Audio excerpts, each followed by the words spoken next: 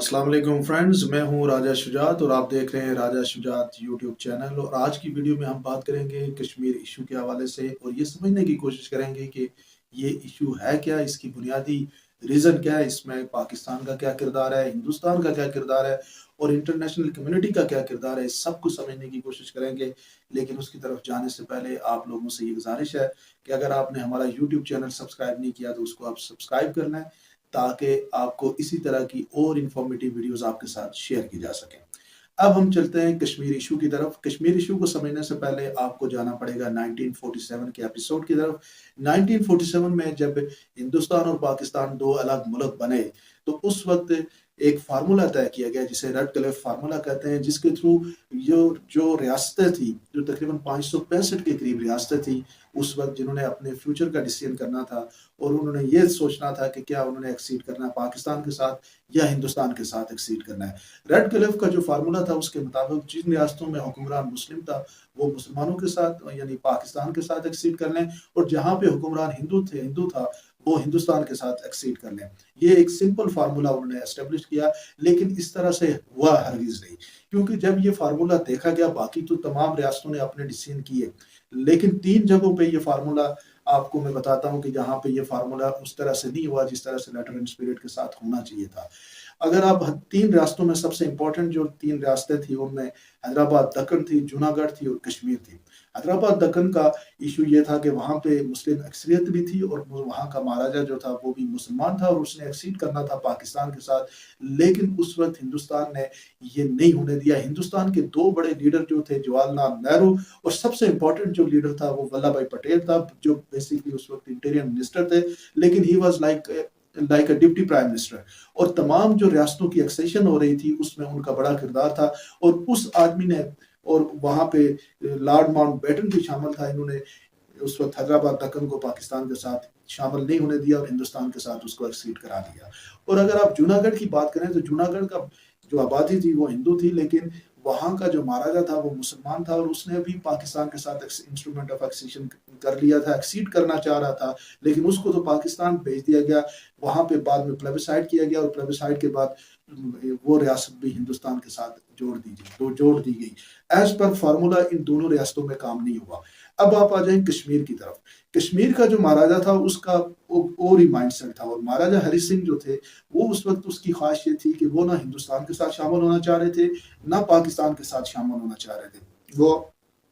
अपनी जो रियासत थी, अपनी जो हुक्मरानी थी, उसको कायम रखना चाहते थे। और उनको ये पता था कि अगर वो हिंदुस्तान के साथ शामिल हुए तो हिंदुस्तान बेसिकली, उस वक्त डेमोक्रेसी की बात हो रही थी, वो डेमोक्रेसी अगर वहाँ पे एक्सरसाइज की गई तो रियासत के अंदर आबादी मुसलमानों की अक्सरियत में है, तो मुसलमानों की अक्सरियती आबादी होने की वजह से इशू ये होना था कि उनकी हुक्मरानी उससे छिन जानी थी। और पाकिस्तान में वो इसलिए शामिल नहीं होना चाहता था कि उसको पता था कि पाकिस्तान एक मुस्लिम कंट्री है और यहाँ पे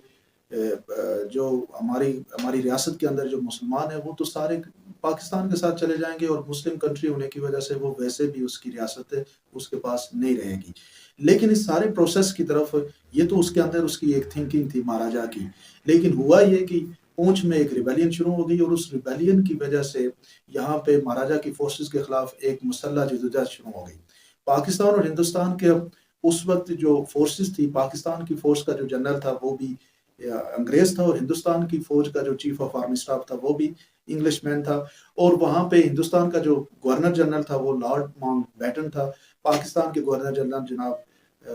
हमारे कायदे आजम मोहम्मद अली जिन्ना थे। अब इशू ये था कि ये जो दोनों मुल्कों की फोर्सेस थी इनको हेड अंग्रेज कर रहे थे, और अंग्रेजों के हेड करने की वजह से पाकिस्तान की जो आर्मी थी उसने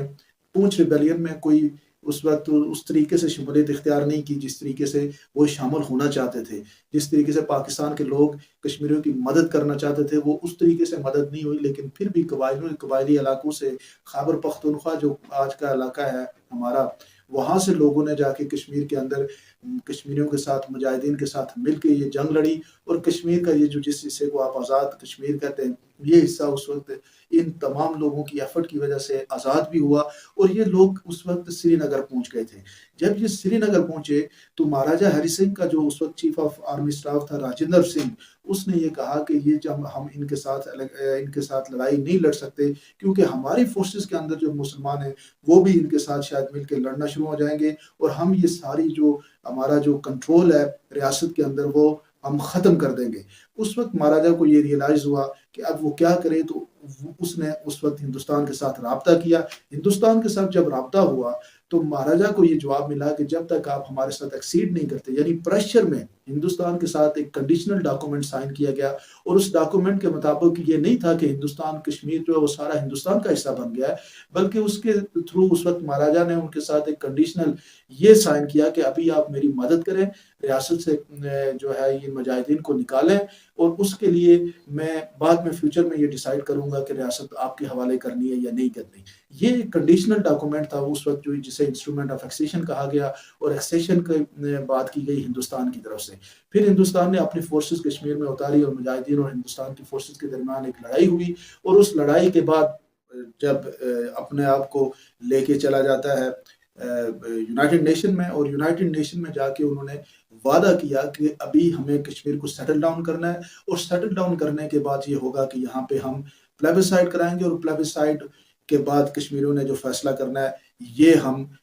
کشمیری پہ چھوڑ دیتے ہیں کہ انہوں نے فیصلہ کس کے ساتھ کرنا ہے، وہ پاکستان کے ساتھ چاہتے ہیں یا ہندوستان کے ساتھ چاہتے ہیں۔ یہ وعدہ 1947 میں سب سے پہلے جواہر لال نہرو نے کیا۔ لیکن ہوا یہ کہ جب یہ ساری بات یہ تو جب وہاں پہ چلے گئے یونائٹڈ نیشن میں، اس کی بات ہو رہی ہے۔ اس سے پہلے محمد علی جناح نے اس کی بڑی مخالفت کی، اس سارے پروسیس کی، کہ جناب آپ نے یہ ایکسیشن کیوں کر دیا، ہندوستان کا یہ ایکسیشن ہم نہیں مانتے۔ بالکل اسی طریقے سے جس طرح حیدرآباد دکن کے اندر ایکسیشن ہوا لیکن ہندوستان نے نہیں مانا، اور قائد اعظم نے کہا کہ ہم بھی یہ نہیں مانتے۔ لارڈ ماؤنٹ بیٹن نے بھی اس وقت پرامس کیا قائد اعظم سے کہ ابھی اس معاملے کو سیٹل ڈاؤن کرتے ہیں۔ سیٹل ڈاؤن کرنے کے بعد اس میں بھی یہاں پہ بھی جس طریقے سے ہم نے جونا گڑھ میں پلیبسائڈ کرایا، اسی طریقے سے کشمیر کے اندر بھی پلیبسائڈ کرائیں گے، اور کشمیریوں پہ یہ فیصلہ چھوڑ دیں گے کہ کشمیری اپنے آپ کو کس کے ساتھ شامل کرنا چاہتے ہیں، پاکستان کے ساتھ یا ہندوستان کے ساتھ۔ تو یہ جو پروسیس تھا، اس سارے پروسیس میں اس وقت جب یونائٹڈ نیشن میں نہرو جاتے ہیں تو یونائٹڈ نیشن کی جو 2-3 قراردادیں بڑی فیمس ہے جس کے بارے میں آپ کو پتہ ہے، اس وقت وہاں سے یہ فیصلہ ہوا، ان قراردادوں میں یہ کہا گیا کہ پاکستان اپنی فورسز کو وڈرا کرے، ہندوستان بھی اپنی فورسز کو وہاں سے وڈرا کریں گے۔ جب وہ معاملات سیٹل ڈاؤن ہو جائیں گے تو یہاں پہ رائے شماری ہوگی۔ لیکن یہ سارا پروسیس کو ہوتے ہوتے ابھی 70 سال ہو چکے ہیں، کشمیر کے اندر وہ سیٹلمنٹ نہ ہو سکی، وہ رائے شماری نہ ہو سکی، اور 5 اگست پچھلے تقریباً 4 سال پہلے مودی نے 5 اگست کا ایک کام کر کے جو ایگریمنٹ اس وقت انسٹرومنٹ آف ایگریمنٹ جو اس وقت کنڈیشنل ایگریمنٹ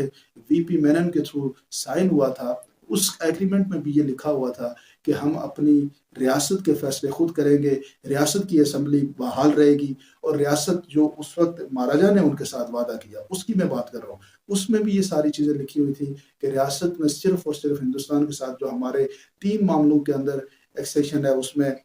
خارجہ پالیسی، اس میں کرنسی اور دفاع کی بات ہو رہی تھی۔ باقی ریاست کے جو سارے قوانین ہیں ریاست کے، وہ اسی طرح سے اسٹینڈ اسٹل ہے۔ لیکن یہ سارا کچھ ہندوستان نے اپنے آئین میں شامل کیا تھا، 35 سے، اور آرٹیکل 270 یہ ریووک کر کے ختم کر کے ون سائیڈڈ کشمیر کو ہضم کرنے کی کوشش کی۔ لیکن یہ ہندوستان کی بھول ہوگی، جو کشمیری 1947 سے لے کے ابھی تک اس کے نہ ہو سکے، وہ آگے کیسے ہوں گے؟ یہ ایک پروسیس ہے اور یہ ایشو ہے۔ اس ایشو میں یونائٹڈ نیشن کا بھی کردار تھا، ان کا بھی وعدہ اپنی جگہ پہ موجود ہے، وہ وعدہ بھی پورا نہیں کر رہے، اور پوری دنیا آج کشمیریوں کی سفرنگ کو دیکھ رہی ہے، اور یہ ایشو انشاءاللہ اسی طرح سے چلتا رہے گا جب تک کشمیری لوگ اپنی آزادی کی سانس نہیں لیتے اور اپنے مستقبل کا فیصلہ خود نہیں کرتے۔ یہ ایشو اسی طرح سے چلتا رہے گا۔ آپ کیا سمجھتے ہیں؟ ضرور مجھے کمنٹ سیکشن میں بتائیے گا، اور آخر میں پھر آپ سے یہی گزارش ہے کہ اگر آپ نے چینل سبسکرائب نہیں کیا تو اس کو آپ سبسکرائب کر لیں، تاکہ اسی طرح کی اور انفارمیٹیو ایجوکیشنل ویڈیو آپ کے ساتھ شیئر کی جا سکے۔